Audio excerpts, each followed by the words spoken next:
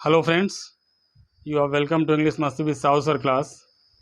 आज की क्लास में हम आपके साथ ने दो या ने दीजिए इस रूल के एग्जांपल्स शेयर कर रहे हैं और जिन्हें आप एग्जांपल्स के माध्यम से समझेंगे। देखते हैं दोस्तों, यदि किसी हिंदी वाक्य के अंत में ने दो या ने दीजिए इस तरह के वाक्य दिए होते हैं तो जैसे उसे पढ़ने दो, उसे लिखने दो, उसे दौड़ने दो, उसे आगरा जाने दो, उसे अलीगढ़ में रहने दो, उसे प्रयागराज में नहाने दो। इस तरह से जो सेंटेंस होते हैं इनको हम ने दो या ने दीजिए के क्रम में सीखते हैं। तो चलिए दोस्तों, आइए देखते हैं। पहला जो इसका स्ट्रक्चर है, रूल है, वो है late plus object plus main verb की फर्स्ट फॉर्म प्लस etc।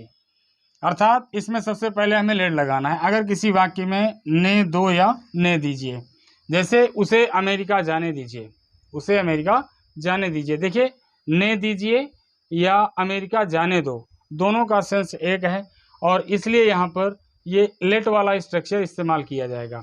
तो चलिए देखते हैं दोस्तों कैसे बनता है।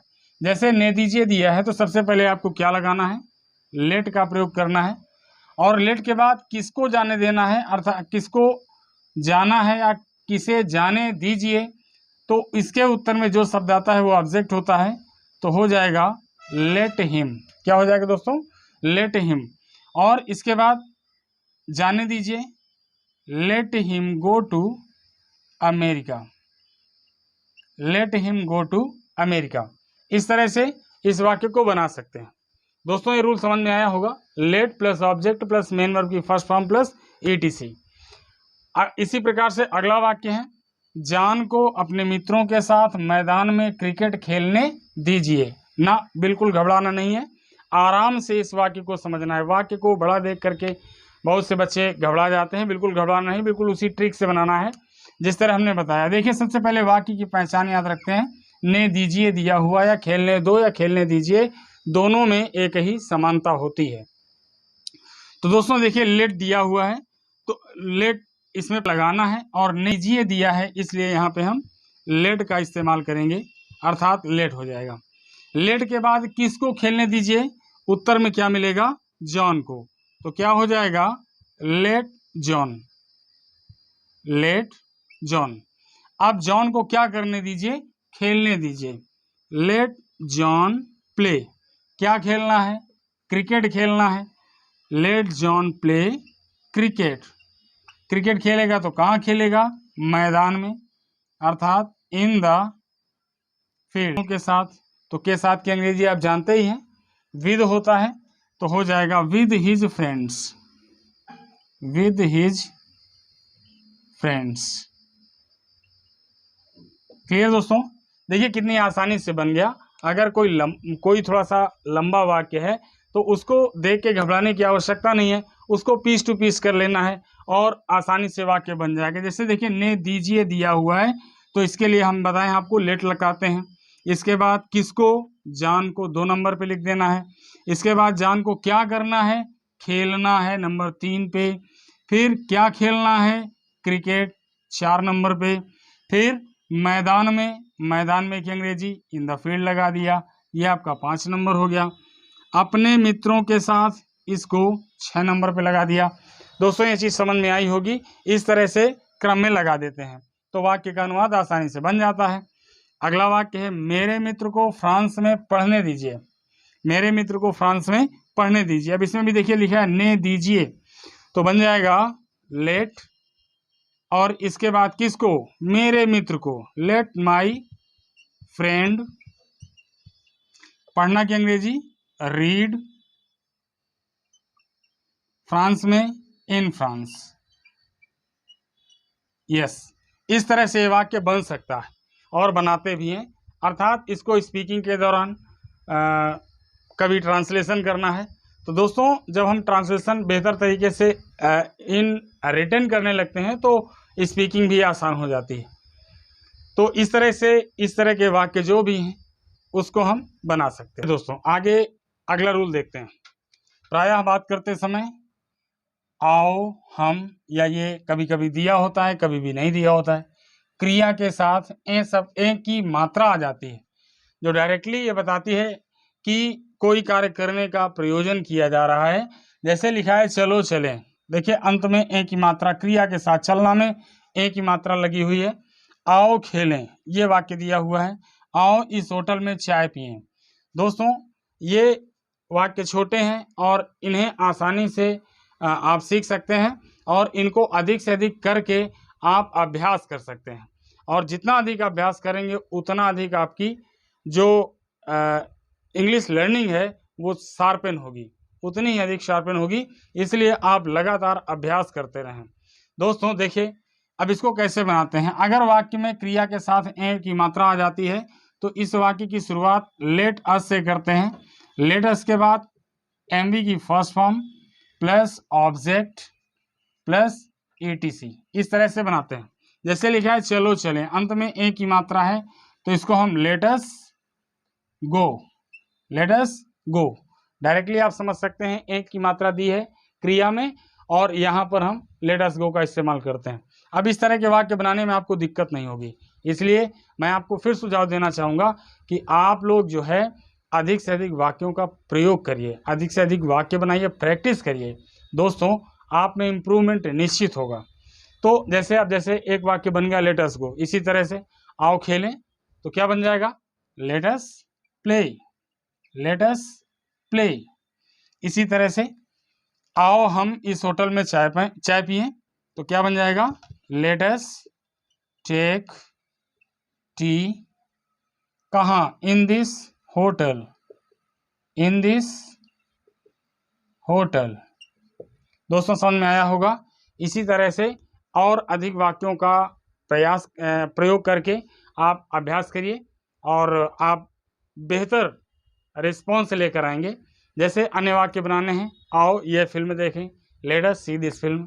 आओ इस लॉन पे बैठें, let us sit in this lawn.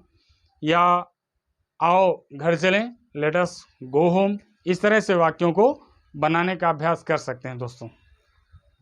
हाँ दोस्तों देखिए आगे इसमें हमने आपके लिए कास्टिव वर्ब्स लेके आए हैं। तो इसमें कास्टिव वर्ब्स के अंतर्गत देखिए 4 कास्टिव वर्ब्स होती हैं। कास्टिव वर्ब्स क्या होती हैं? वे क्रियाएं जो किसी कार्य को स्वयं ना करके दूसरे से करवाती हैं।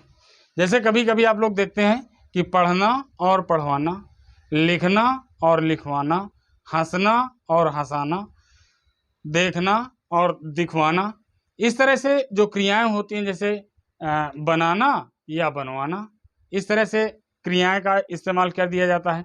तो इनका ट्रांसलेशन किस तरह से करते हैं ये चीज़ सीखने की कोशिश करते हैं। जैसे लिखा है पढ़ना, तो दोस्तों देखिए पढ़ना है तो पढ़ना की अंग्रेजी आप जानते हैं क्या होती है? रीड होती है। और पढ़वाना की अंग्रेजी क्या हो जाएगी? तो इसमें देखिए 4 क्रियाएं दी हैं जो कास्टिव वर्ब्स हैं। एक है हैव और गेट, काज और मेक। तो देखिए इन चारों में अंतर क्या है? गेट और हैव, इनके पश्चात मेन वर्ब की थर्ड फॉर्म प्रयोग की जाती है, जबकि काज टू और मेक के पश्चात मेन वर्ब की फर्स्ट फॉर्म प्रयोग की जाती है। तो निश्चित रूप से इसमें पढ़वाना है तो ये मेक क्रिया आप लगा देंगे, क्या हो जाएगा? Make read. समझ में आया दोस्तों? अर्थात पढ़वाना है तो मेक रीड कर देंगे। लिखना की अंग्रेजी क्या होगी? बताइए। लिखना की अंग्रेजी क्या होती है? राइट होती है। अब अगर आ गया लिखवाना तो इसके लिए क्या करेंगे? मेक राइट कर देंगे। समझ में दोस्तों? इस तरह से जिस वाक्य में कर्ता किसी कार्य को स्वयं न करके दूसरे से करवाता है तो वहां पर causative verb get, have, cause to और मेक का प्रयोग कर देते हैं। जैसे मान लीजिए पढ़वाना है, अब यहां मेक लग गया तो क्या हो सकता है? यहाँ पे काज टू रीड, इस तरह से बना सकते हैं। अर्थात काज टू रीड का मतलब हो जाएगा पढ़वाना। एक एग्जांपल देखते हैं दोस्तों। आपने नौकर से बाजार में सब्जी खरीदवाइए। अब देखिए इसमें कर्ता स्वयं कार्य नहीं कर रहा है बल्कि किसी से करवा रहा है, तो हमें क्या करना है देखते हैं। तो इसका एक तरीका है कि हम फर्स्ट फॉर्म का प्रयोग करें या थर्ड फॉर्म का प्रयोग करें। चलिए दोनों का इसी में एग्जाम्पल देखते हैं। तो क्या हो जाएगा? सबसे पहले अगर गेट से बना रहे हैं तो क्या हो जाएगा गेट। अब गेट के बाद क्या लगाना है कि जिसके लिए क्रिया की जा रही है, क्रिया किसके लिए की जा रही है ऑब्जेक्ट के लिए। ऑब्जेक्ट क्या है वेजिटेबल है, वेजिटेबल। ओके, इसके पश्चात क्या करना है खरीदना है। हमने बताया गेट के बाद मेन वर्ब की थर्ड फॉर्म अर्थात बाई लगाना है तो बॉट कर दीजिए, परचेज लगाना है तो परचेज कर दीजिए। ओके, कहाँ खरीदना है बाजार में तो हो जाएगा इन द मार्केट। ओके दोस्तों, अपने नौकर से अर्थात by your servants, by your servant. Clear, इस तरह से इस वाक्य को बना सकते हैं। जैसे होली में अपना घर पुतवाइए, होली में अपना घर पुतवाइए।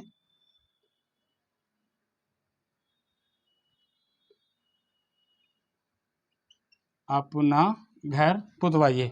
दोस्तों, ये समझ में आ रहा होगा आपको कि अर्थात जिससे कहा जा रहा है वो नहीं करेगा बल्कि कोई दूसरा करेगा, अर्थात वाइये दिया हुआ है। अपना घर पुतवाइए तो क्या बनेगा, तो बना सकते हैं इसको गेट अपना घर योर हाउस। ओके, पुतवाइए अर्थात पेंटेड लगा देंगे या वाइट वाश्ड लगा देंगे, वाइट वाश्ड। कब होली में तो हो जाएगा इन होली। दोस्तों, ये आपको समझ में आ गया होगा। अर्थात जैसे कोई चीज़ है पढ़ना है रीड, पढ़वाना है मेक रीड या कास्ट टू रीड। क्लियर, अगर खरीदना है तो बाई या परचेज और खरीदवाना है तो मेक परचेज या मेक बाई। इस तरह से इसका प्रयोग आपको समझ में आया होगा। दोस्तों, अगर आपको वीडियो अच्छी लगी हो तो एक लाइक शेयर और सब्सक्राइब करना न भूलें। Thank you.